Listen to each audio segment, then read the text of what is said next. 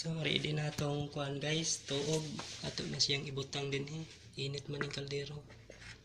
Mali day ang kuan day dili day maglain og imnon bago magtuob. Pag humagtuob di magkuha na ka og kining imnon nimo day sa kaldero.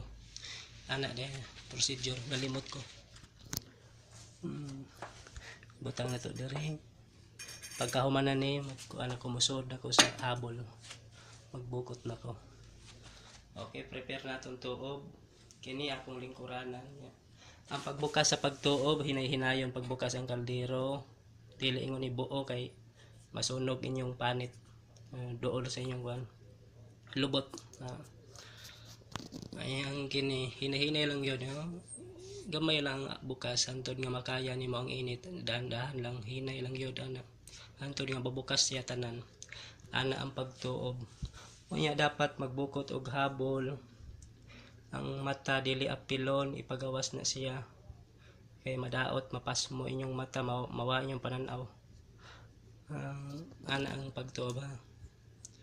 Ang tabunan ko lang alimpulo, ulo, buhok, ang naong ipagawas, unya tibok lawas.